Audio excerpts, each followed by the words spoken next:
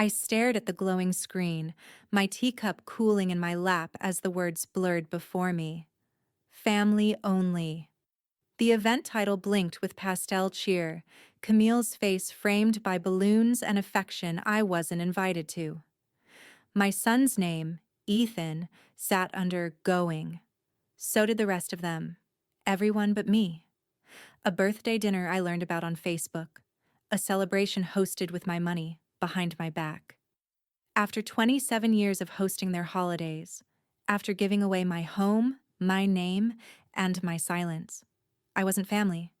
I was the bill. And apparently, the burden. All right, before we dive into this crazy story, do me a favor. Subscribe and tell us where you're watching from. I found out about the birthday dinner on Facebook under an event titled Family Only. It popped up on my screen while I was scrolling through photos of hydrangeas for my garden. A pastel banner, gold lettering, Camille's smiling face framed by balloons, and the guest list, visible for anyone to see. Ethan, my son, checked going. So did his cousins, even his father's old colleagues, everyone except me. For a moment, I thought it was some sort of mistake. Maybe she created two events, one private, one public. But then I saw the comments. Can't wait to celebrate you, Camille. So glad it's just family this time. No fuss. My stomach went hollow. Just family. I stared at the screen until my tea went cold. There was a version of me, the old version, who would have picked up the phone and called Ethan right then.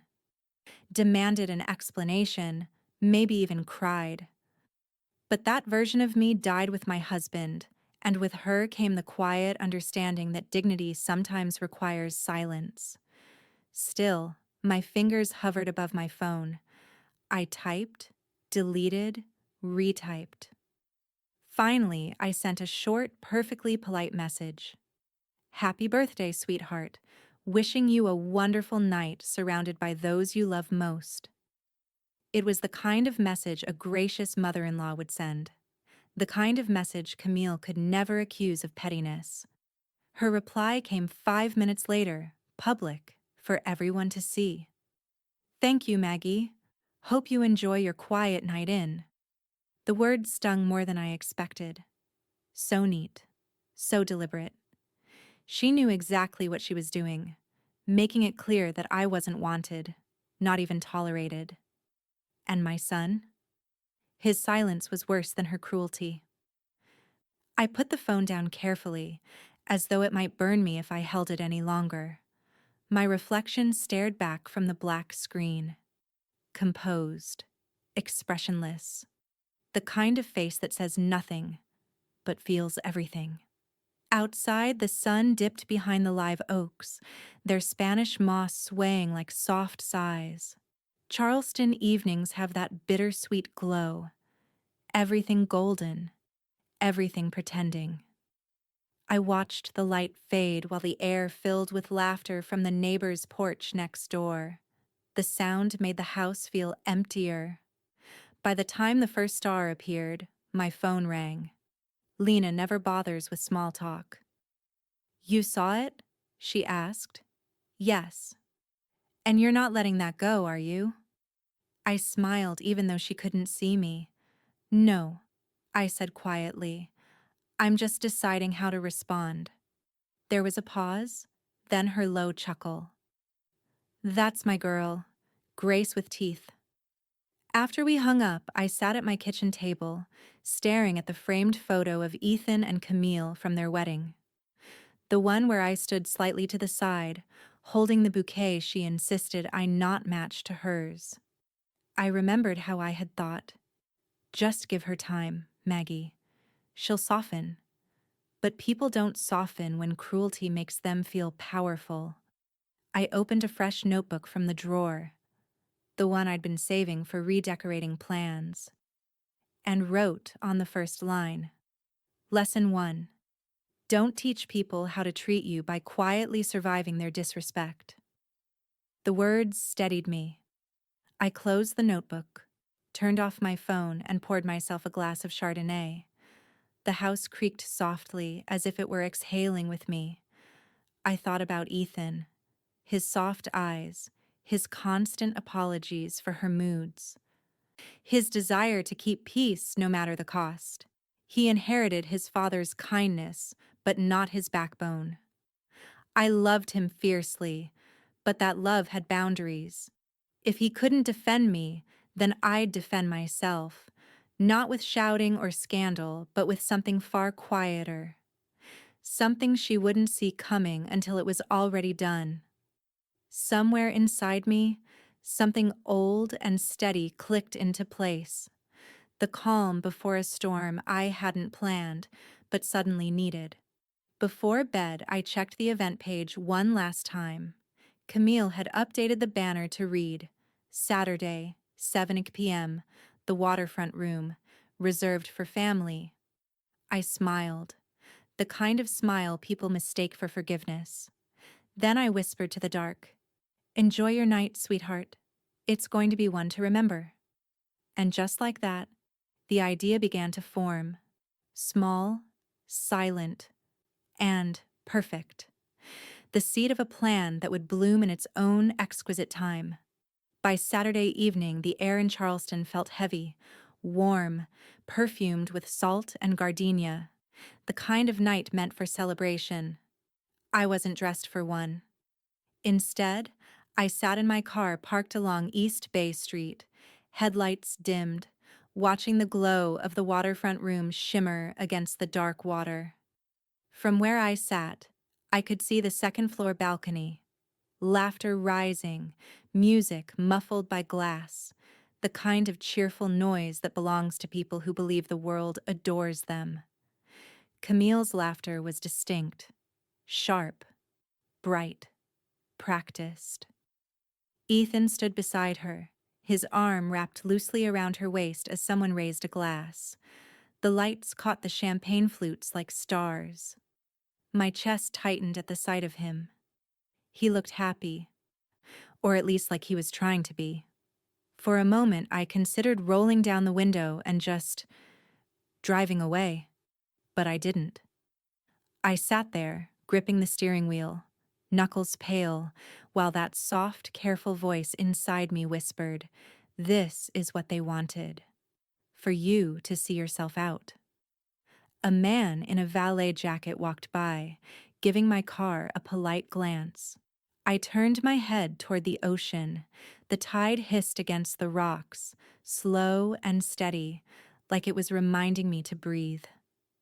Through the window, I caught the shimmer of Camille's champagne dress as she leaned in for a kiss when Ethan raised his glass higher. I imagined the toast, her family, her friends, laughter spilling like wine. And the words she probably used? Family, togetherness, love. My throat burned. I turned the key and drove off before the tears could fall. At home, the silence hit like a wall. I kicked off my heels, dropped my purse on the counter, and poured myself a glass of the same white wine they were probably drinking. The first sip was bitter. By the second, it tasted almost like resolve. I opened my laptop out of habit, but the blue glare of Facebook made me flinch. Camille's smiling face was still on my feed. A live photo of her blowing out candles, Ethan's arm steady at her back. The caption read, "Grateful for family." I clicked the menu and hit delete account. It felt like cutting off a limb I no longer needed. The knock at the door came 15 minutes later. "Don't you dare tell me you're sitting here wallowing," Lena said as soon as I opened it. She carried a bottle of bourbon under her arm and a look that could slice through pity. "I wasn't wallowing," I said, taking the bottle. "Just reorganizing priorities." She arched an eyebrow. "Good, because I brought ideas." We sat at the kitchen table, the same spot where I'd written my vow of self-respect the night before. The bourbon burned its way down, steady and sure. Lena leaned forward, her eyes catching the warm light. Grace as a weapon, Maggie. You taught half this town how to decorate with restraint. Time you use that same restraint on people. Make them remember who you are without ever raising your voice. Her words hit something deep in me, a truth I'd been circling all day. I'm not petty, Lena. She smiled, slow and approving. I know. I'm patient. That earned a soft laugh. And dangerous. When you want to be. Outside, a thunderstorm rolled somewhere over the harbor, flashes of distant lights scattering across the kitchen walls. I felt the hum of it in my bones. Not anger exactly, but anticipation. They think they've written you out, Lena said, tracing the rim of her glass. But Charleston never forgets a woman who knows how to play her part with poise. I looked at her, the corners of my mouth curving. Then let's make sure my part is unforgettable. Lena tilted her glass toward me, to the art of quiet revenge. We clinked glasses, the sound sharp as glass breaking. As the storm drew closer, I found myself watching the rain streak down the window, each drop catching the reflection of the city lights. Somewhere downtown, the dinner was ending, laughter dying into polite goodbyes, heels clacking on wet pavement. They didn't know it yet, but this was the last night they'd get to celebrate at my expense. When I blew out the candles before bed, I whispered into the dark, "Enjoy it while it lasts, Camille." Because patience, I'd learned, can sound a lot like mercy until it isn't. 3 days passed before Ethan showed up. I heard his car in the driveway before I saw him. The low hum of his engine, the hesitant slam of the door. He'd always parked a little crooked, like he couldn't commit to a line. I was sitting on the porch, pruning my azaleas, when he appeared at the gate, hands buried deep in his pockets. "Hey, Mom."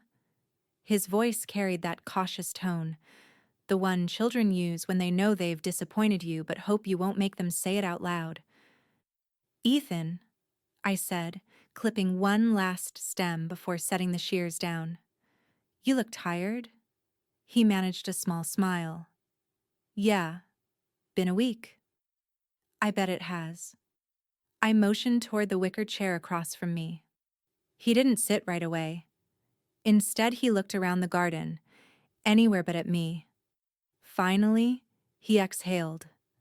"It wasn't personal, Mom." I didn't answer. I wanted to see how long it would take him to fill the silence. He rubbed the back of his neck. "Camille just thought it'd be easier." "Easier than what?" I asked softly, leaning forward. "Sitting next to me?" His eyes flicked up, guilt written clear as daylight. "You know how she is. With optics." "Optics," I repeated, letting the word roll in my mouth like something sour. Such a modern way to say embarrassment. He flinched. "That's not what she meant." "No," I said quietly. "It's what she did." For a moment we just sat there.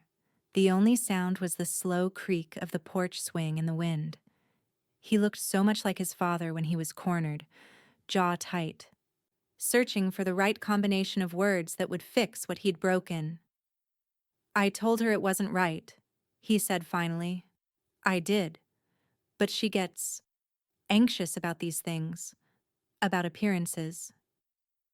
"Then maybe she should worry less about appearances and more about decency." His eyes softened, and I could see him slipping into the role of mediator, the same one he'd been playing since he married her. "Mom, please don't make this bigger than it is." I smiled faintly. "Oh, Ethan, I think you underestimate how small this is to me." That confused him, which was exactly the reaction I wanted. He reached out, resting his hand on mine, a familiar warmth that still made me ache. "I just want everyone to get along." "I know you do." I turned my hand over and squeezed his fingers. "And I will always try to make that possible for you." He relaxed a little at that, relief flooding his face. He wanted to believe it was forgiveness, and I let him. When he left a few minutes later, he kissed my cheek and said, "You're the bigger person, Mom." I smiled. "Always have been." He didn't notice the faint edge in my voice. He never did. He waved as he got in his car, and I waved back, watching him drive off until his taillights disappeared behind the oaks. Then I went inside, poured a second cup of coffee, and sat at the dining table where the morning light fell across the glossy wood. My reflection in the surface looked calmer than I felt. There's a special kind of ache that comes from realizing your child has grown used to you, swallowing hurt for his comfort. I set the mug down and reached for my phone. The number I dialed was one I hadn't used since Henry helped me settle the estate after my husband passed. He picked up on the second ring. "Maggie Langford. Haven't heard from you since the lawyers stopped sending flowers." His voice was warm, gravelly, laced with the familiarity I hadn't realized I missed. "Hello, Henry. I've got a small question for you. More of a hypothetical, really." "I like hypotheticals," he said. "They tend to become real faster than people admit." I smiled. Say someone books an event at a restaurant.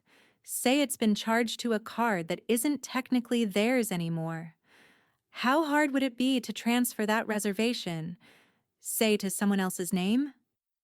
There was a pause, the kind that means the other person is smiling on the other end.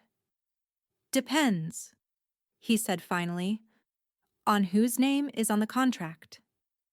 I leaned back, eyes drifting to the sunlight filtering through the lace curtains. That's what I thought. "Maggie," he said slowly, amusement creeping in. "Are you planning to start trouble?" "Of course not," I replied, voice steady. "I'm planning to finish it, neatly." He chuckled low. "You always did have a flair for the elegant solution." "Just making sure I still can." When I hung up, I let the phone rest on the table for a moment, its cool weight anchoring me. The house was quiet again, but it no longer felt empty. For the first time in days, I felt something close to peace. That sharp, deliberate kind that comes when you know exactly what your next move will be. The morning light poured through my kitchen windows in soft gold streaks, the kind that usually makes everything look forgiving. But that day, nothing about the light felt forgiving. I was sorting through old mail on the counter when I noticed it. An envelope from the credit union, marked "Statement Enclosed." I hadn't opened one in months. Most bills were paperless now, but habit made me tear it open, scanning through the lines of transactions. There, buried between grocery runs and utility drafts, was a charge I didn't recognize. The waterfront room, event deposit, $2,200. My first reaction was confusion, then something far colder. The account was still technically mine. The family card I'd added Ethan to years ago, back when he was in college. We never bothered to update ownership when his father died. Every month, I paid it off without thinking. Until now. I read the line again. Event deposit.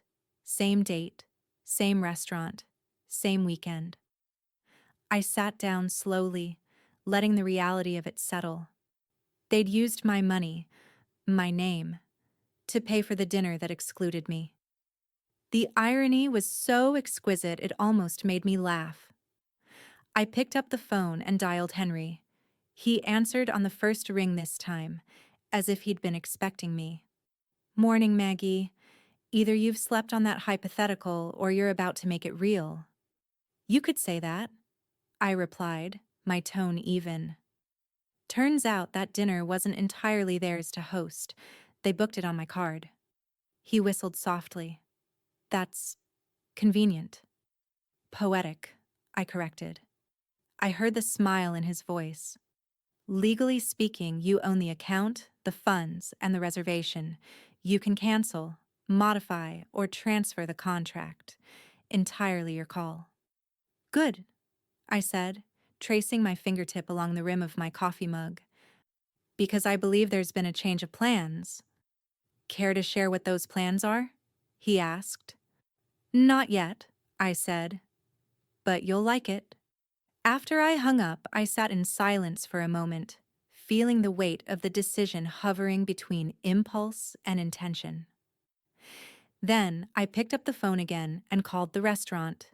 The manager answered with cheerful efficiency. The waterfront room, this is Daniel speaking. Hello, Daniel, I said, matching his tone with the smooth politeness that Charleston women are born knowing how to wield. This is Margaret Langford.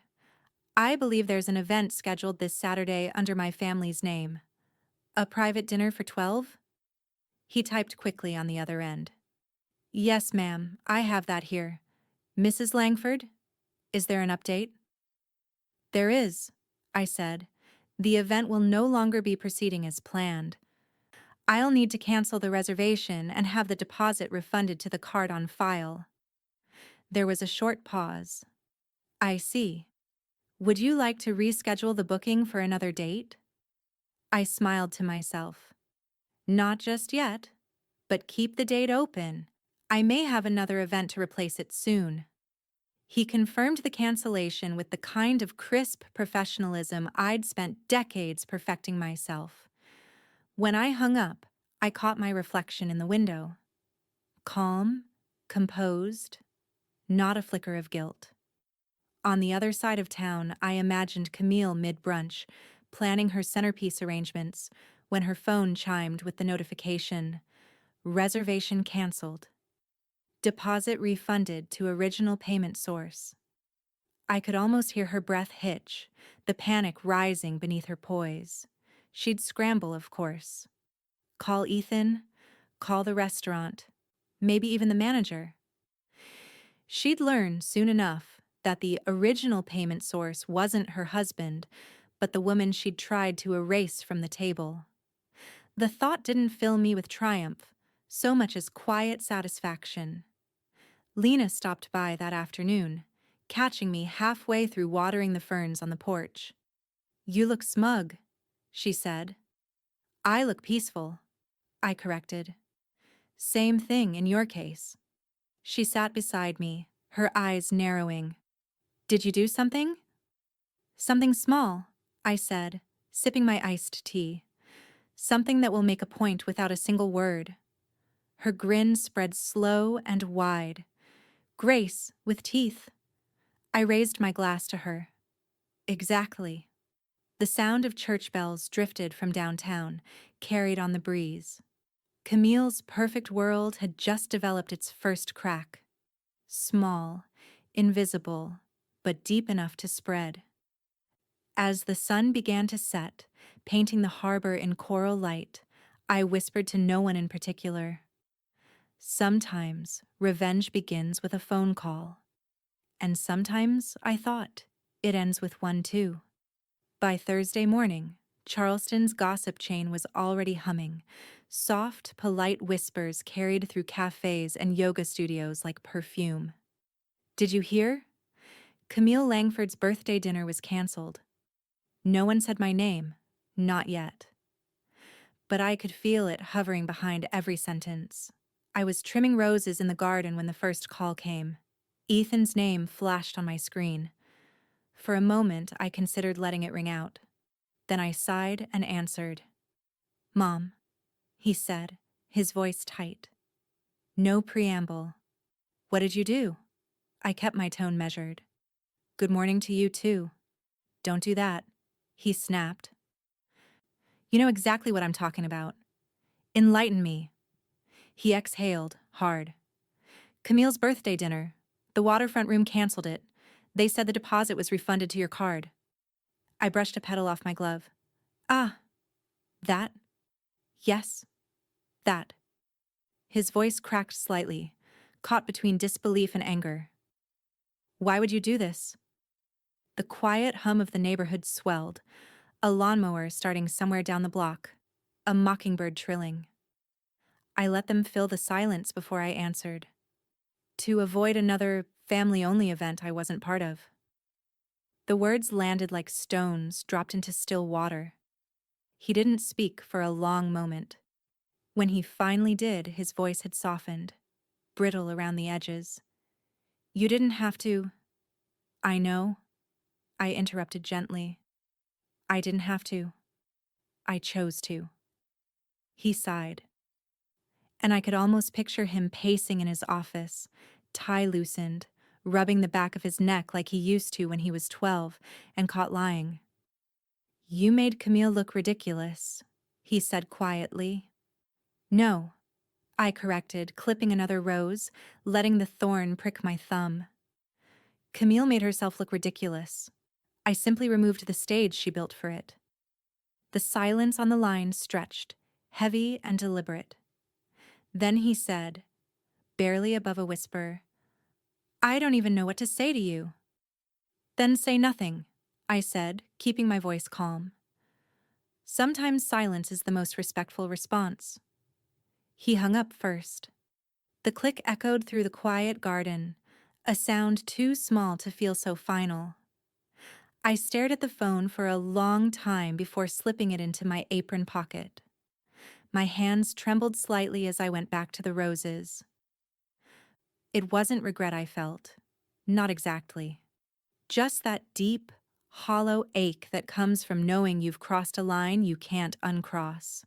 By noon, Lena was standing in my kitchen, phone in hand, grinning like a cat with cream.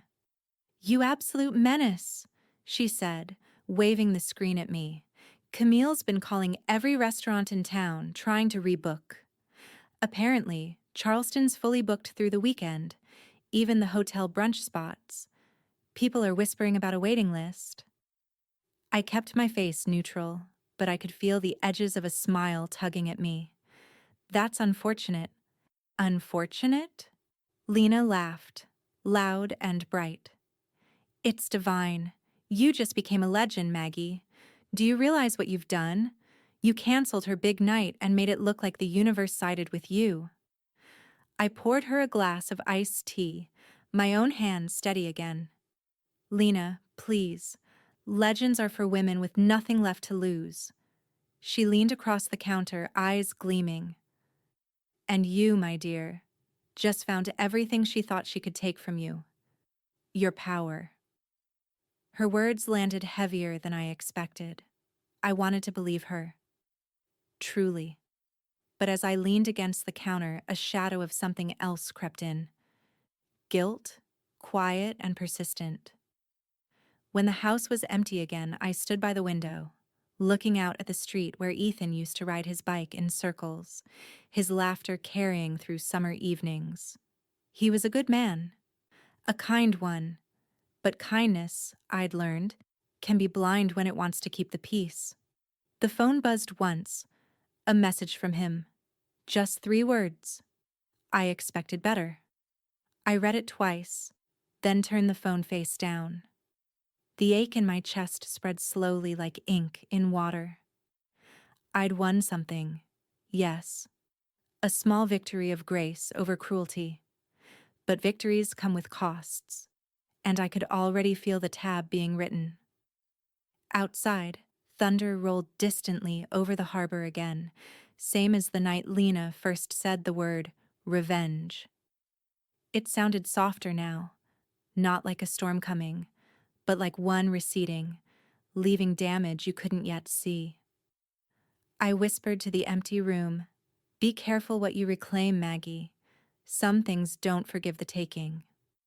Then I turned back to the sink, washed my hands, and watched the rose thorn blood swirl down the drain, crimson, delicate, and irrevocable. By Monday morning, the story had slipped its way into Charleston's bloodstream. It started small, a murmur at brunch tables, a whisper in the aisles of boutique stores. But by noon, it had bloomed into full-blown speculation. At the farmer's market, I overheard 2 women by the tomato stall. Did you hear about the Langfords? One whispered, her accent sugar-coated.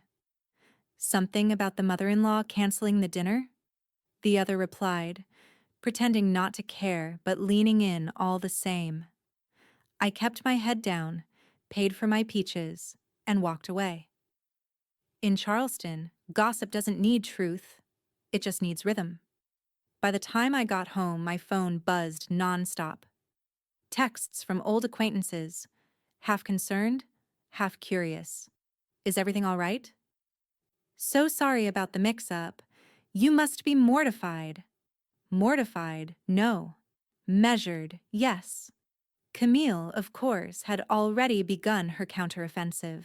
Her Instagram stories were a parade of subtweets dressed in Southern charm. Some people hate seeing others celebrated.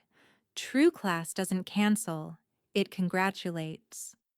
And the pièce de résistance? A perfectly staged photo of her holding a coffee cup that read, "Good vibes only." Her friends filled the comments with sympathy. You deserve better. Ignore the jealousy. You're glowing, queen. It would have been laughable if it weren't so precisely what she wanted, to frame herself as the wounded belle, victim of an insecure matriarch. Meanwhile, Ethan said nothing, not online, not in person. He simply disappeared into his work. But silence in Charleston is louder than a scream. His clients noticed. A friend of mine who still moves in the banking circle called to say his partners were whispering about the Langford drama. Nothing ruins a man's reputation faster than a wife who thrives on spectacle. I didn't reach out. Neither did he. Instead, I focused on pruning back the chaos in my garden. Hydrangeas, roses, lavender, anything that needed taming. There's something about trimming beauty that teaches you control.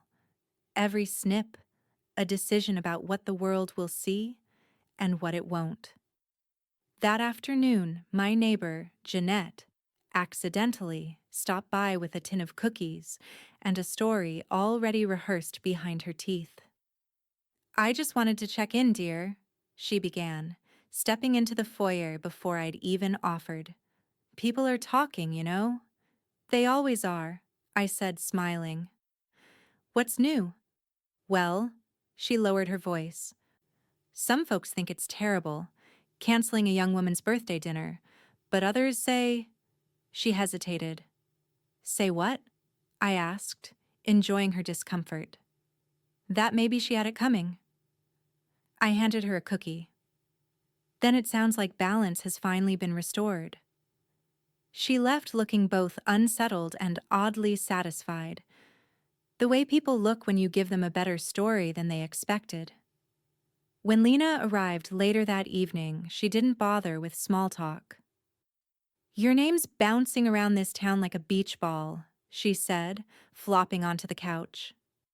Half the women think you're a villain, the other half want to buy you a drink. Neither interests me, I said, pouring her one anyway. She watched me over the rim of her glass. You know what this is, right? You won the skirmish, but now you've got a PR war. And you're losing by silence. I prefer silence. Not anymore, she said. You need to reclaim your name, but gently, gracefully. Make them talk about your composure, not her chaos. I raised an eyebrow. And how do you propose I do that? Host something, Lena said. Something public, something generous. Let her think she's being honored while you rewrite the story. Turn revenge into reputation. Her words settled over me like the humidity. Heavy, undeniable. I thought of Camille's smug posts, of Ethan's silence, of the way this entire town thrived on performance. What kind of event? I asked, though I already knew. A luncheon? She said, grinning. Charity, of course. You'll invite all the right people, donors, patrons, her friends, and make it in her honor. You'll look gracious, and she'll look ungrateful if she refuses. I felt the slow spark of satisfaction light behind my ribs. It was perfect, elegant, strategic, poetic. The kind of revenge that didn't look like revenge at all. That night, I pulled out my stationery, the thick cream kind reserved for serious gestures. The pen felt good in my hand as I wrote the first line. In celebration of Mrs. Camille Langford's contribution to our community. Each word was deliberate, polished, impossible to misinterpret. And yet each carried the faintest echo of irony. I sealed the first envelope and smiled. Revenge was evolving, taking shape into something far more refined than anger. Because sometimes the most gracious thing a woman can do is remind everyone how dangerous grace can be. The invitations went out on Wednesday morning. Thick cream paper, gold embossed lettering, soft enough to whisper when you held it. The kind of stationery that told people this was not a casual affair. In celebration of Mrs. Camille Langford's community spirit, the text read. Below it, a flourish of time, date, and venue. The waterfront room, Saturday at noon. The same date, the same restaurant, the same private room Camille had lost. I sealed each envelope with care, pressing the wax stamp gently, the red swirl glinting against ivory. By the time the courier left with the neat stack, the kitchen smelled of candle wax and quiet satisfaction. Lena came by later that morning, pretending she hadn't just raced over to hear the details. "Tell me you didn't," she said, eyes bright with mischief. "I absolutely did," I replied. Every name on her guest list, plus a few of my own. Donors, patrons, her favorite influencer friends. I even included her florist. Lena nearly choked on her coffee. "You're hosting a luncheon in her honor at the same restaurant she can't get a reservation at." I smiled. Poetic timing. That evening, the first ripples began to spread. I didn't need to check social media. Charleston's information highway moves faster through whispers than Wi-Fi. By dinner time, half the town knew I was planning something, and the other half were desperate to know why. Camille's reaction came the next morning. She arrived unannounced, stepping into my foyer in a sundress too bright for her expression. Her heels clicked like accusations on my hardwood floors. "I just got this," she said, holding up the invitation between two manicured fingers. "Is this a joke?" I took it from her hand and examined it as if I hadn't seen it before. "No joke," I said, handing it back. "I'm honoring you." Her eyes narrowed. "Honoring me?" "You do so much for appearances, Camille. I thought it was time everyone saw your dedication up close." She blinked, thrown off by the politeness in my tone. "You think this luncheon is appropriate after what happened?" "Especially after what happened," I said, my voice gentle. "We all deserve a second chance at civility, don't you think?" Her lips parted, but no sound came out. For once, she didn't have a rehearsed answer. Before she could recover, the front door opened. Ethan stepped in, shoulders tense, phone still in hand. "Mom," he sighed. "Please, don't make this worse." I tilted my head, feigning innocence. "Worse? I'm celebrating your wife." "Isn't that what family does?" Camille turned to him, her voice trembling. "She's mocking me, Ethan." He looked between us, his wife's flushed indignation, my calm detachment. And for a flicker of a second I saw it. Confusion. Doubt. He couldn't tell who was telling the truth anymore. "Maggie," he said finally, "just promise me you're doing this for the right reasons." I smiled softly. "I'm doing this for appearances, dear. Isn't that what she taught us matters most?" He ran a hand through his hair and muttered something about work before retreating to the porch. The door clicked behind him. Camille stood frozen for a moment, cheeks pink with anger she couldn't display. Not here, not against me. I'll see you Saturday then, I said, holding the door open. She stormed out without answering, the scent of her perfume lingering like something too sweet left in the sun. When the house was quiet again, I sat at the piano and played a few soft notes, letting the melody fill the stillness. Every move I made had been precise so far, each gesture wrapped in civility, each strike hidden beneath lace. By Friday, the restaurant staff were already whispering. The hostess, an old client of mine, called to confirm final arrangements. "Mrs. Langford," she said, lowering her voice, "you do realize you've booked the exact time slot that was canceled last week?" I smiled. Yes, it seemed fitting. "Well," she said, laughing softly, "people will talk." "They always do," I replied. "I just prefer to give them better material." That night, as I folded linen napkins and polished silver settings, the quiet satisfaction I'd felt earlier began to tangle with something else. Anticipation, yes, but threaded with risk. This wasn't about revenge anymore. It was about reclamation, not just of dignity, but of narrative. Still, a single thought hovered as I dimmed the lights and climbed the stairs. Every performance has an audience, but some audiences come to see you fall.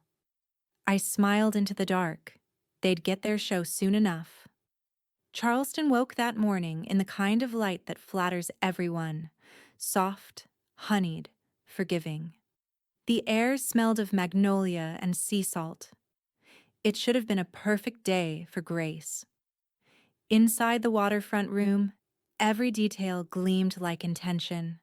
White tablecloths pressed crisp, silver cutlery aligned to perfection, floral arrangements in subdued creams and blush tones.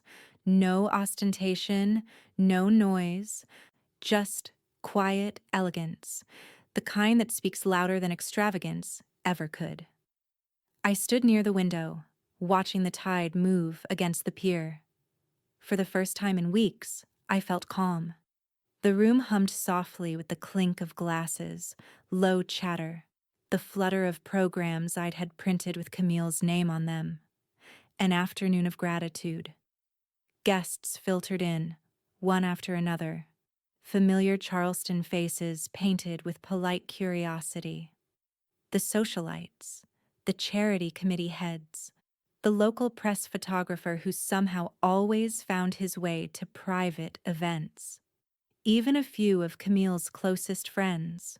Women who adored her Instagram but trusted her only as far as their husbands' eyes wandered. They arrived smiling, murmuring, "What a lovely idea, Maggie," and "So kind of you to do this after everything?" I let their pauses hang where the word scandal should have been. Lena moved among the tables, playing hostess by proxy, making sure wine glasses stayed full and whispers stayed manageable. Every so often she'd glance at me with that conspiratorial glimmer, the look that said, "You've done it. You've turned the story." By noon, the room was full. Every seat taken, every head turning expectantly toward the door that remained conspicuously empty. Camille was late. Of course she was. When she finally arrived, she did it beautifully. The doors opened and she stood framed in sunlight. Cream silk dress, diamond earrings, the faintest tremor behind her smile. The room hushed, cameras angled discreetly. She knew how to make an entrance. She always had. "Camille," I said warmly, stepping forward. My heels clicked softly against marble as I approached her. "We were just about to start without you." She offered a brittle laugh, lips trembling around composure. "Traffic," she said, though we both knew she lived 10 minutes away. I leaned in, brushing my cheek against hers, the kind of greeting only Southern women have perfected. Equal parts affection and warning. "You look lovely," I murmured. "I wanted you to have the night you deserved." in daylight. There was a half-second of silence before the crowd caught up, a soft ripple of laughter. Polite, unsure, perfectly uncomfortable. Camille's smile froze. Her fingers tightened around her clutch, but she didn't reply. I gestured toward the table. "Shall we?" She took her seat beside me, her movements precise but stiff. Across from us, a woman from the Charleston Gazette leaned slightly forward, eyes bright. Every second of tension in that room was being catalogued, photographed, immortalized. The luncheon unfolded like a symphony I'd conducted 100 times before. I made toasts. I told stories of family strength and grace under misunderstanding. Each word dipped in honey, but sharp enough to sting. Camille sat still, smiling when appropriate, her laughter half a beat late each time. During dessert, one of her friends leaned over, whispering something meant to sound reassuring but landed like a dare. "You really are lucky, Camille. Not every mother-in-law would go to such lengths to celebrate you." Camille's eyes flicked toward me. I caught the flash of resentment, then the forced gratitude. "Yes," she said, voice too bright. "I suppose I am." I lifted my glass. "To family," I said. "To family," the room echoed, a chorus of champagne and curiosity. For a brief moment, I almost pitied her, sitting in the spotlight she once controlled, surrounded by witnesses unsure whether to clap or cringe. But pity is a luxury best left to the naive. As the guests began to rise, I caught sight of the restaurant staff gathered near the door, the manager, a few servers, whispering discreetly. Their eyes flicked toward me, a mix of awe and amusement. When I passed, the hostess whispered, "Mrs. Langford, is it true you booked the same room from her canceled dinner?" I smiled, serene as a saint. "Just good timing," I said. Lena joined me by the window as people filtered out, laughter fading to murmurs. "You were flawless," she said. "Flawless?" I shook my head slightly. "No, calculated." "Same thing," she murmured, grinning. I looked back toward the table, half-empty glasses, lipstick on napkins, the faint ghost of tension still hanging in the air. Camille stood near the door, thanking guests with the restraint of a woman clinging to her last ounce of dignity. When her eyes met mine, I offered the faintest nod. Not victory, not apology, just acknowledgement. The kind that says, "We both know who this room belongs to now." As the last guest stepped out into the afternoon sun, I caught my reflection in the window. Smiling, poised, untouchable. Charleston would talk for weeks. About the luncheon, about the gesture, about the irony no one dared name. But I'd already moved on, because beneath the glow of civility I could feel it. The story shifting again, gathering speed. Something larger was coming, and this time the stage wouldn't just be mine. The air in the waterfront room was thick with southern sweetness, perfume, laughter, and too much champagne. The luncheon was almost over, the guests loosening into that blissful hum of small talk and satisfaction. Someone tapped a fork against a glass, and the chatter dimmed. Lena caught my eye from across the table and gave a small nod. It was time. I stood, smoothing the linen napkin over my lap before setting it neatly on the table. My voice, when it came, carried easily. Years of design presentations and charity galas had trained it to command without shouting. "If I could have everyone's attention for just a moment," I began. The room quieted immediately, heads turning toward me with practiced smiles. Camille froze, mid-sip, her hand poised elegantly around the stem of her glass. "I just wanted to take a brief moment to thank everyone for being here, and of course, to thank Camille." I turned toward her, letting my tone warm, gentle. You've reminded me, in more ways than one, to value self-respect. A soft rustle moved through the tables, polite, uncertain laughter, the kind that asks, "Is this a joke?" Camille's smile faltered. "That's very kind of you, Maggie," she said, her voice a shade too high. But I didn't sit down. "Truly," I continued, "it's a lesson I'd forgotten for a while. Family has a way of teaching us things. Not always gently, not always quietly, but effectively." The laughter stilled. A few phones rose, subtle but deliberate. Someone at the far table whispered, "Is she recording this?" I let the silence stretch until it became a kind of music. "Sometimes," I said, meeting Camille's gaze, "exclusion teaches inclusion better than any sermon ever could." The air left the room in a collective breath. Camille's face drained of color. I watched her eyes flicker, searching for an exit, for Ethan, for a cue that would rescue her. She found none. From the corner of my eye, I caught the glow of screens. Small red dots recording, the quiet shuffle of people pretending to check their phones while capturing every second. "Maggie," Camille said softly, her voice fraying, "I think that's enough." "Oh, I'm almost done," I said, the corners of my mouth curving slightly.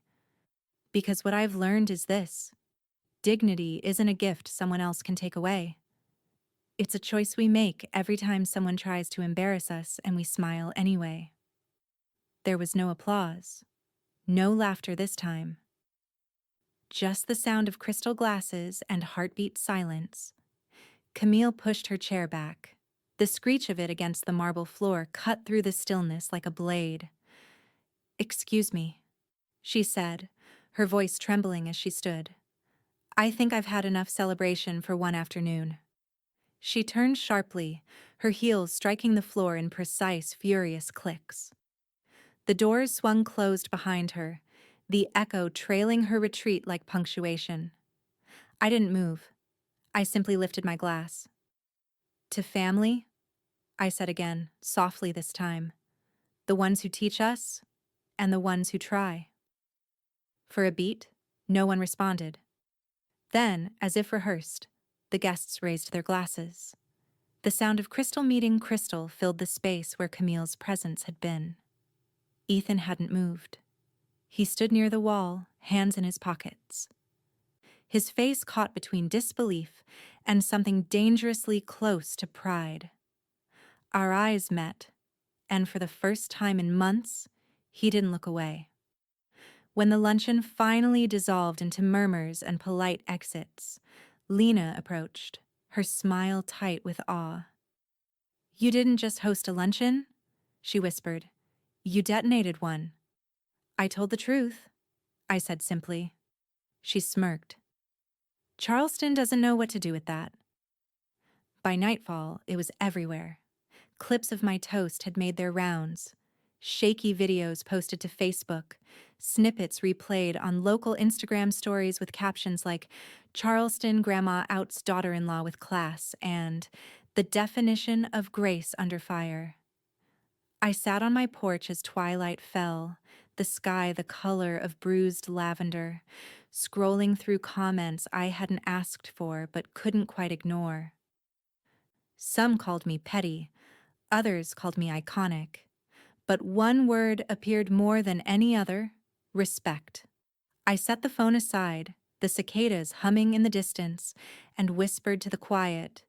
Respect was all I ever wanted. Then, as the first stars blinked above the harbor, I poured myself a small glass of bourbon and raised it to the night. Because sometimes confession isn't weakness, it's strategy. And in Charleston, strategy is survival. The week after the luncheon, Charleston simmered. The city has a special talent for pretending indifference while feasting on gossip. Everywhere I went, the cafe, the farmer's market, even my morning walk along the Battery, I felt it, that charged hush, The half-second pause before someone said her. Camille's name, of course, followed closely by mine. I didn't need to scroll social media to know what was happening. Lena's gleeful updates were enough. "She's spinning, Maggie," she said over coffee that Tuesday morning. The paper spread between us. Her PR team's been feeding quotes to the Gazette. A painful misunderstanding between two strong women. She tapped the page, smirking. Translation: Camille's panicking. I just stirred my coffee, watching the cream spiral like a storm on a radar. "Let her panic," I said softly. Camille's next move came 2 days later, an Instagram post wrapped in self-pity and pink filters. A carousel of photos, her hands clasped, her eyes tear-glossed, the caption reading, "Forgiveness takes strength. Some people mistake kindness for weakness. I choose peace." Her followers flooded the comments with praise. Queen energy. So graceful. "You're better than the drama." I almost admired her consistency. She weaponized victimhood as easily as she arranged a table centerpiece. Ethan didn't post anything, but silence is its own kind of statement. He'd stopped by once since the luncheon, standing in my kitchen with the same uncertain stillness that always preceded bad news. "She feels humiliated," he'd said, rubbing his temple. "She says I should have defended her." "And what do you say?" I asked. He looked at me then, a long, measured look that reminded me of his father when he was cornered. "I say she shouldn't have needed defending." That was the first moment I saw a crack in his loyalty. Small, but unmistakable. After he left, I sat in my garden, pruning hydrangeas with careful precision. Each snip felt deliberate, meditative. Camille wanted noise. I preferred quiet motion. That evening, I called the treasurer of the Charleston Women's Outreach Fund, a board I used to serve on before Camille charmed her way in. Her pet project that year was a mentorship initiative for young interior design students. Ironic, given she'd once called my style quaint. "Eleanor," I said, keeping my tone light, "I'd like to make a contribution, quietly. No press, no acknowledgement." She hesitated. "Of course, Maggie, but this is Camille's initiative. Are you sure?" "I'm sure," I said. "Call it professional courtesy." The check cleared 2 days later. I didn't tell Lena. Not at first. But she has a sixth sense for my motives. And by Friday she was at my door, waving her phone like a flag. "You absolute magician," she said, grinning. The board leaked it. Words out that someone, anonymous, of course, donated $20,000 to Camille's mentorship fund. Everyone assumes it's you. I raised an eyebrow. "Assumes?" She laughed. "Oh, come on. Charleston loves a redemption arc. You're not just the wronged mother-in-law anymore. You're the gracious benefactor." I poured her a drink, smiling faintly. "Your revenge comes with a halo," she teased. "The best revenge does," I replied. By the weekend, the tides had shifted again. Articles sprouted like weeds. "Class over conflict," "Langford matriarch leads by example," and "A lesson in grace from Charleston's most talked-about family." Camille's PR machine scrambled to reclaim footing. She began posting glossy videos about women supporting women, her voice trembling with over-rehearsed humility. But the comments told another story. "You could learn a thing or two from your mother-in-law. She handled you beautifully." Lena sent me screenshots daily, cackling like a woman who'd just witnessed art. "You turned her own narrative inside out," she said. "She can't even play the victim now, not when you look like the saint who saved her cause." I tried not to revel in it, but there was something quietly intoxicating about control regained, Still, not everything about the victory sat easy. Ethan hadn't called again. His silence felt heavier now. Not angry, not wounded, just uncertain. That Sunday, I found myself at church for the first time in months. I sat in the back pew, letting the choir's low harmonies wash over me. I wasn't praying exactly, just thinking. About lines crossed, about dignity won and bridges burned. After the service, a young woman approached, shy smile trembling. "Mrs. Langford? I'm part of the mentorship program your donation supported. I just wanted to say thank you." Her eyes were bright, sincere. It caught me off guard. "You're welcome," I said softly. "Just promise me you'll remember. Design isn't about perfection. It's about perspective." As she walked away, Lena's voice echoed in my mind. "You're winning, Maggie." But standing there in the churchyard, the bells tolling above me, I wasn't sure anymore if winning was the right word. I watched the tide shimmer beyond the cemetery gates, Charleston glowing gold in the distance, and whispered, "Revenge with grace, or grace disguised as revenge?" The wind didn't answer, but I had a feeling the question wasn't finished asking me back. The knock came just after sunrise, soft but insistent, the kind that doesn't belong to strangers. I was in the kitchen pouring my first cup of coffee, the smell of chicory curling through the air. When I opened the door, Ethan stood there, his tie askew, his eyes red-rimmed from sleeplessness. Behind him, the morning light made him look younger, or maybe just lost. "Can I come in?" he asked. "You always can," I said, stepping aside.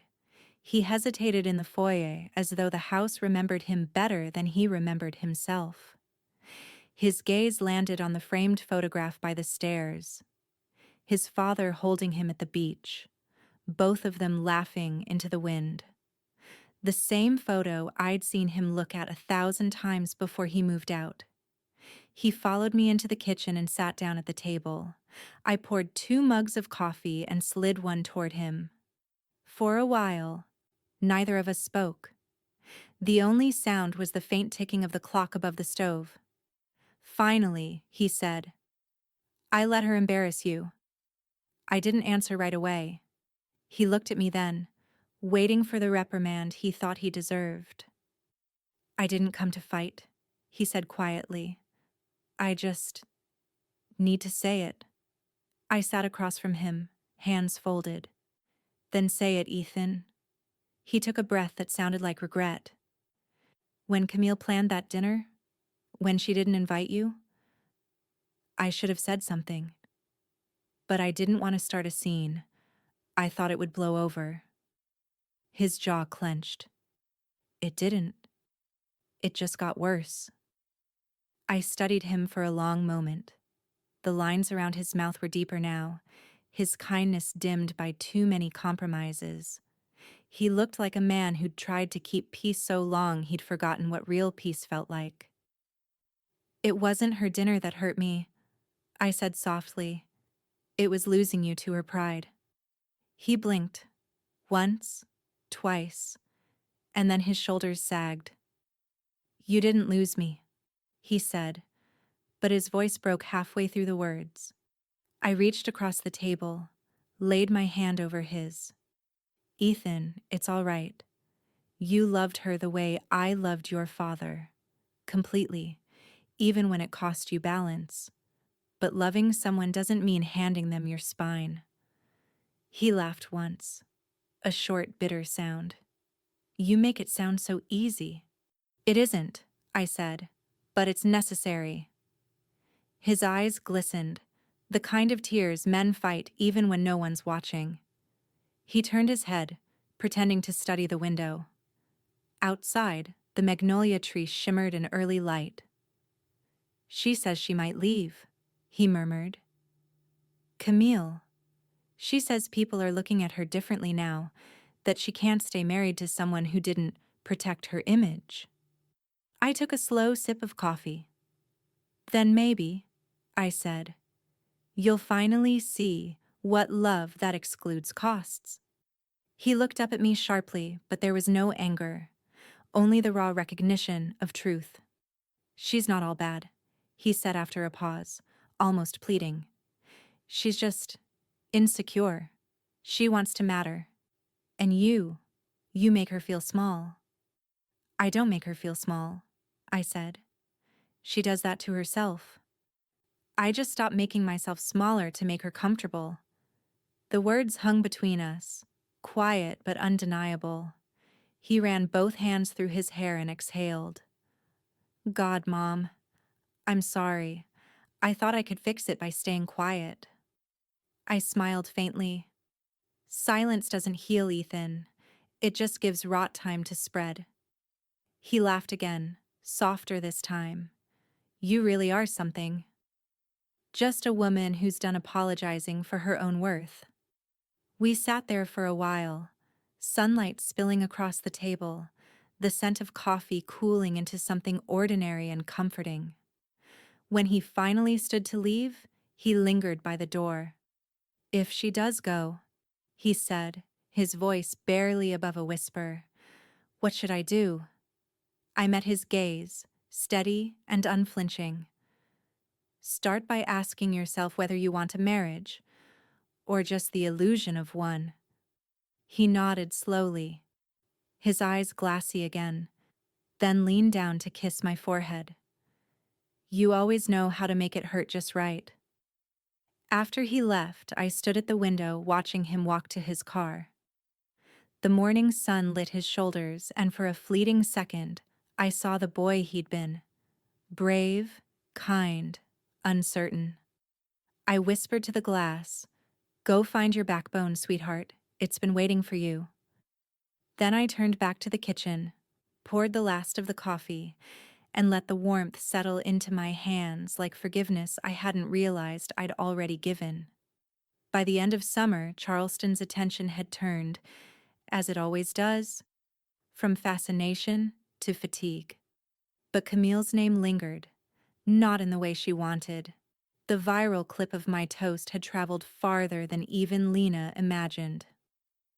What began as gossip over shrimp and grits had found its way into podcasts, blogs, and glossy lifestyle pieces dissecting Southern civility. Everywhere Camille went, she carried the quiet hush that follows disgrace.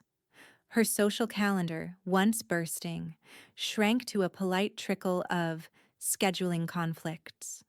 Invitations stopped coming. The women who'd once envied her perfect brunch spreads now avoided being tagged beside her name.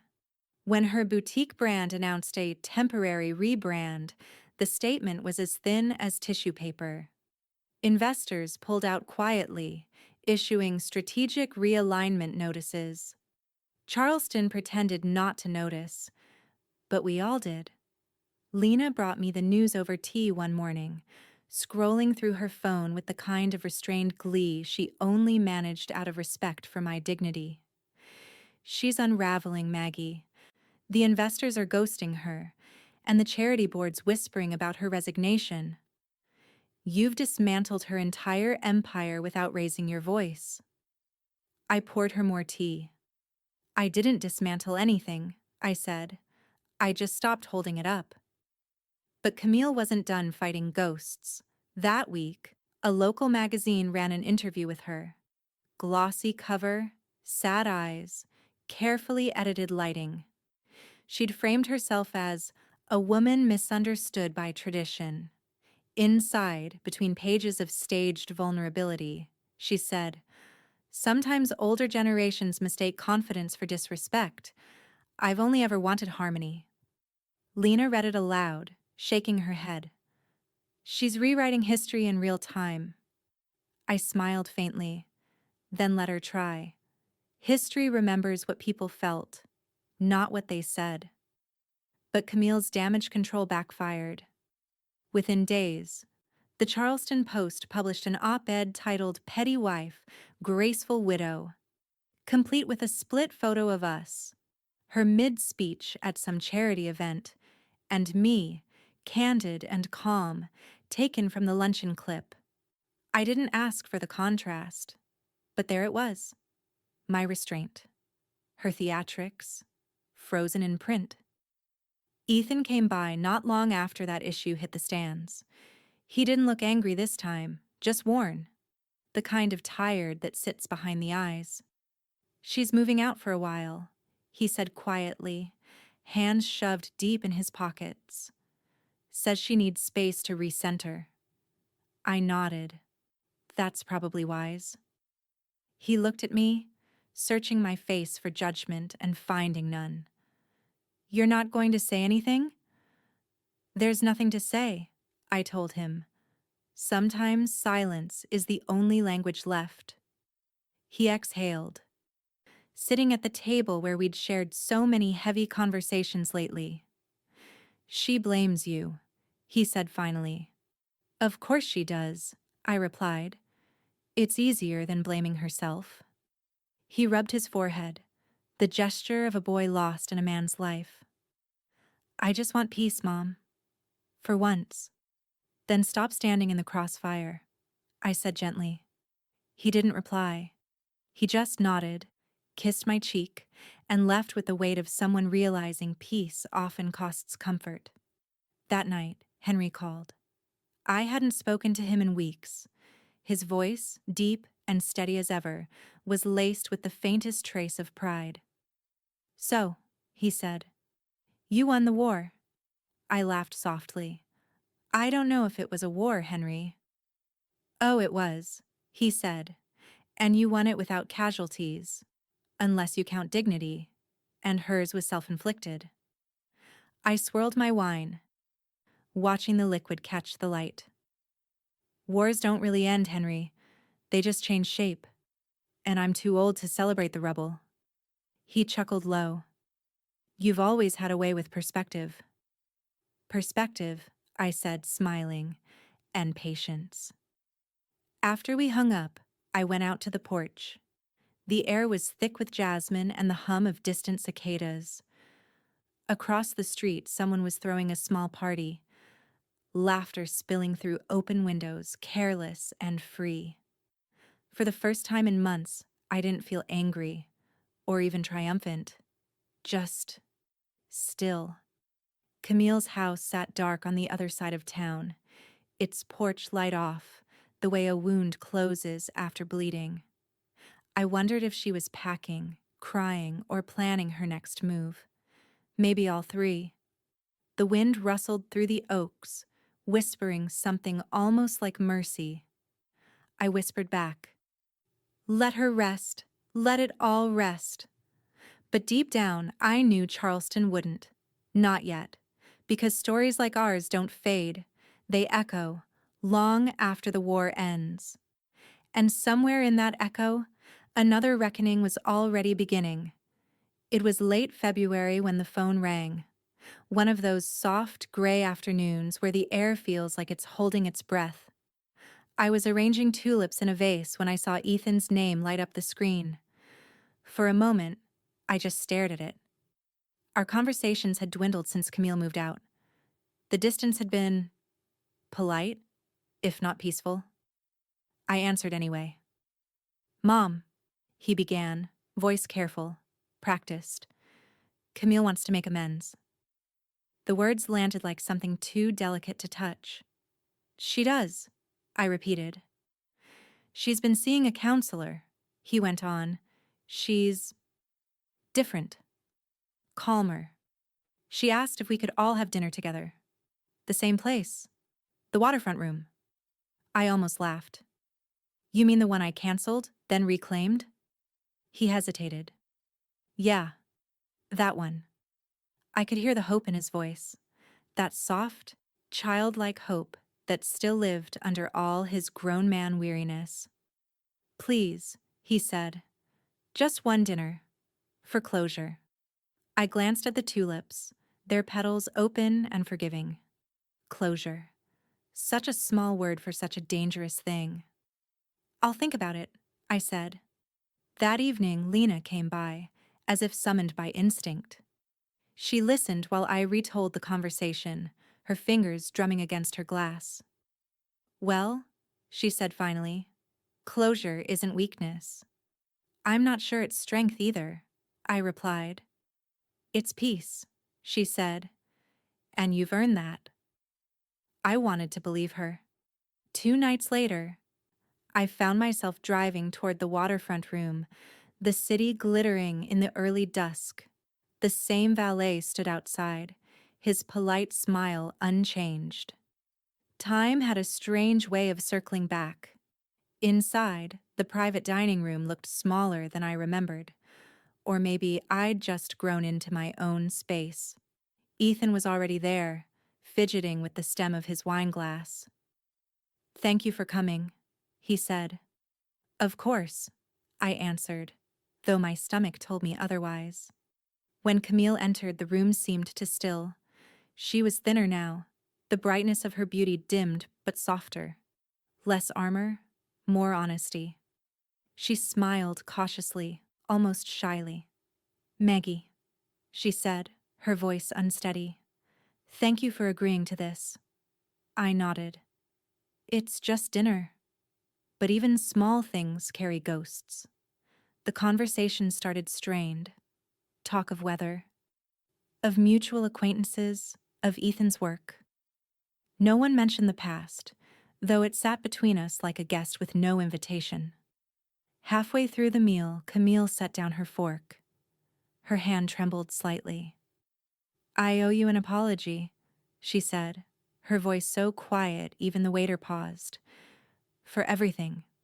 For that dinner. For the way I made you feel. I was insecure. I thought if I controlled the narrative, I could control how people saw me. I was wrong.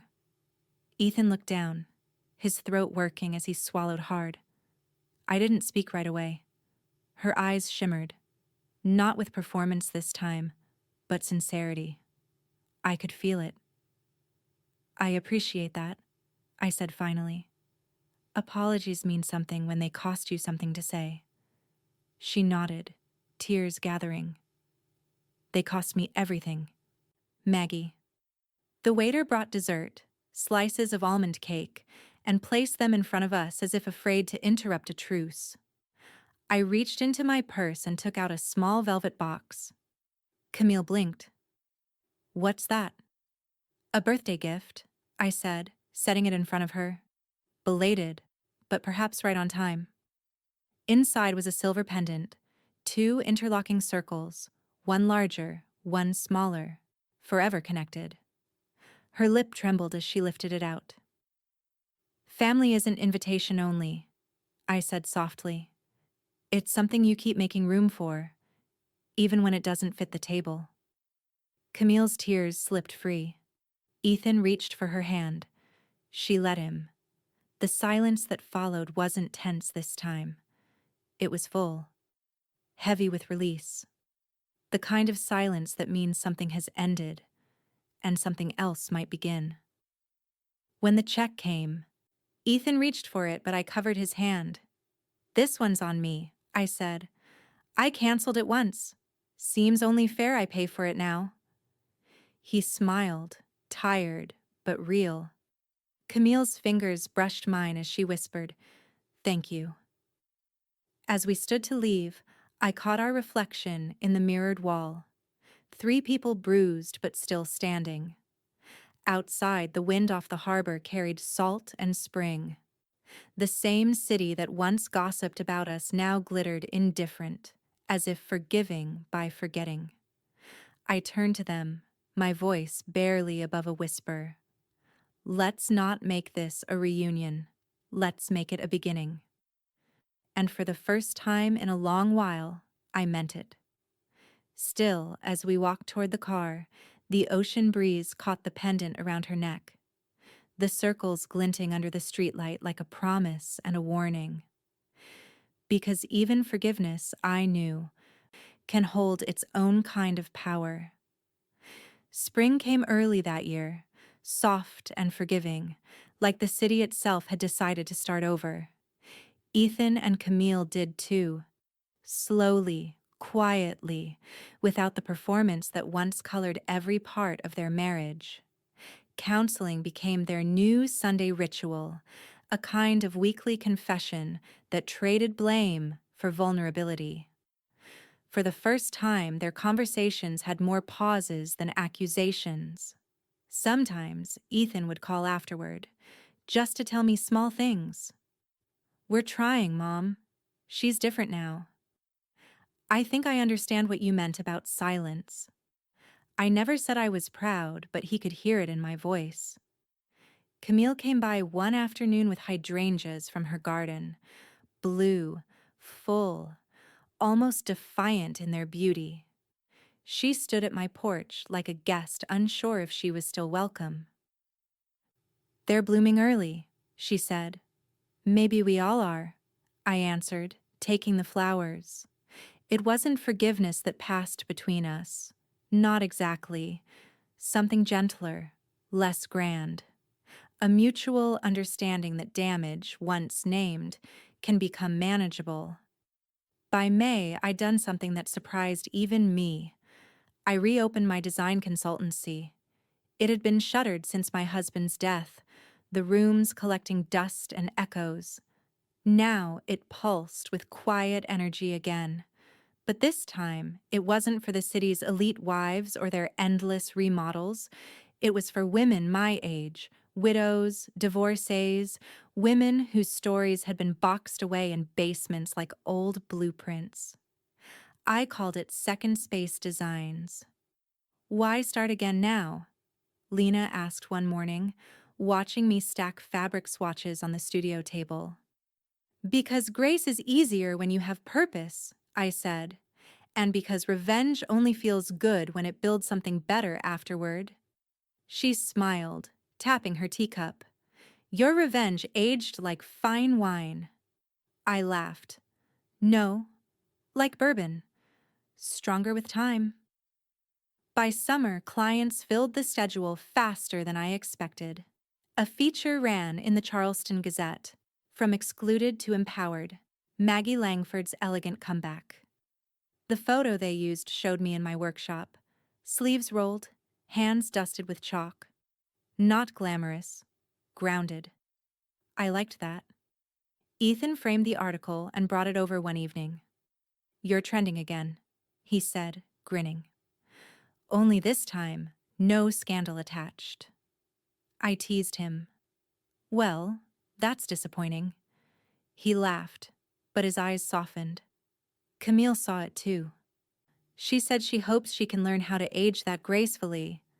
I arched a brow. "Tell her it's not aging, it's adapting." He stayed for dinner, and when he left, the house didn't feel quite so large anymore. Lena and I celebrated the reopening a week later on my porch, glasses of bourbon catching the gold light. The azaleas were blooming, the air warm and thick with evening.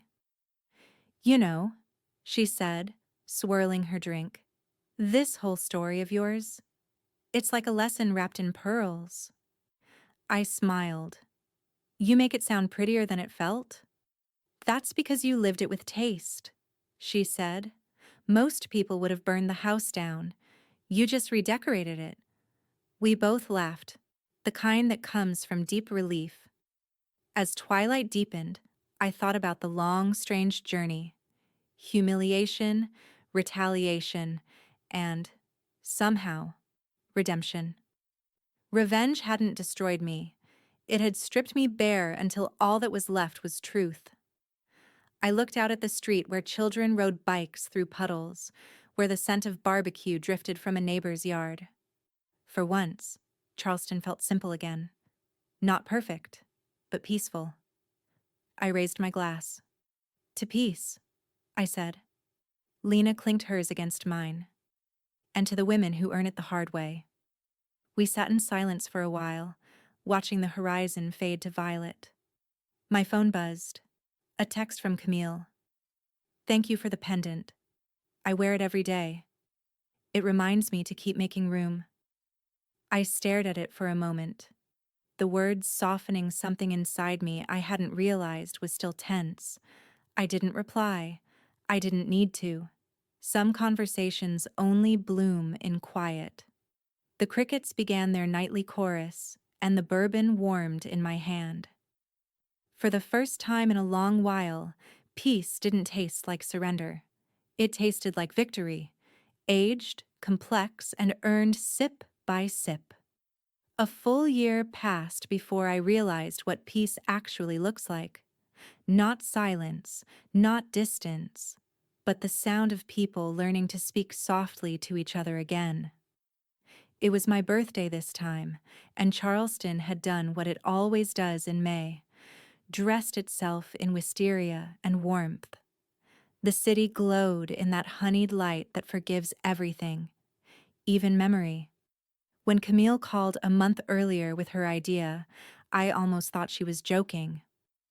The waterfront room, she'd said, your favorite table, family only. The irony wasn't lost on either of us. Now, standing beneath the same archway where everything had once unraveled, I could almost hear the echo of that long-ago laughter. Cruel, glittering, distant. But this evening, the sound that filled the room was softer, real. Ethan met me at the entrance, looking older in the best way, steadier, like someone who'd finally learned to stop carrying everyone's storms. He kissed my cheek. She planned it all herself, he whispered. No PR, no photographers, just us. Inside, the private room gleamed with quiet restraint. Soft linens, low candlelight, a single vase of hydrangeas, blue like the ones she'd brought to my porch the day peace began to take root. Camille stood near the table, arranging napkins even though everything was already perfect. Maggie, she said when I approached, her voice gentler now. Happy birthday? I smiled.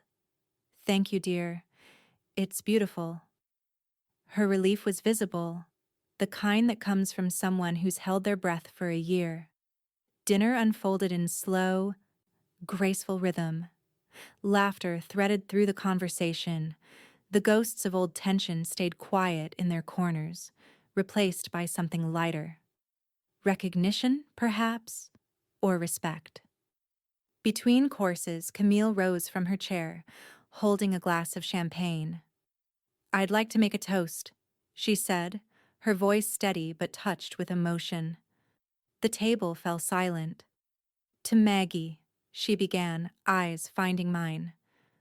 For teaching me what dignity really looks like, and how revenge, in the right hands, can look a lot like grace. Lena, seated at my side of course, let out a soft laugh. That's a hell of a compliment, darling, she murmured. Camille smiled faintly. It's the truth. You taught me more in a year of silence than I learned in 30 years of pretending. For once, her words didn't feel rehearsed. They felt earned. I raised my glass toward her. Then we both learned something valuable. Ethan reached over, squeezing my hand beneath the table. We got here, he said quietly, because you refused to yell. I turned toward him, studying the man my boy had become, tempered, humbled, grateful. Sometimes quiet does more damage than shouting ever could, I said. Lena leaned closer, her voice soft enough for only me to hear. You won, Maggie. I smiled, a small knowing curve of the mouth. Winning wasn't the goal, I said. Being seen was. Dessert arrived. Almond cake again, because fate has a sense of humor. And Camille leaned across the table to slice the first piece for me. Full circle, she whispered. The warmth in her eyes was genuine, fragile, and human. For the first time, I believed we might actually survive each other. When the candles were lit, everyone's faces glowed in the soft flicker. Ethan's proud, Lena's mischievous, Camille's peaceful. I closed my eyes and made a wish that didn't feel like one, to stay exactly here, steady, seen, and whole. After the applause and laughter faded, the waiter snapped a candid photo. The three of us, mid-laughter, glasses raised. For once, I didn't care how it would look online. I just wanted to remember what this moment felt like. Earned joy. Later, as we stepped out into the Charleston night, the air was cool, the harbor lights dancing across the water. I lingered a moment by the doorway, watching them walk ahead, my son's hand resting lightly at his wife's back, her pendant glinting beneath the street lamps. Lena caught up beside me, her heels clicking softly against the cobblestone. "You know," she said, "if this were a movie, this would be the ending shot." I smiled. "Maybe it is." We stood there for a moment, watching the family I'd fought, lost, and somehow remade. "They excluded me from their table once," I said, my voice quiet but sure. "So I built my own, and made sure everyone learned where real class sits." Then I turned toward the sea breeze, the scent of salt and jasmine wrapping around me like applause, and walked forward, not as the woman who'd been left out, but as the one who'd rewritten the invitation entirely.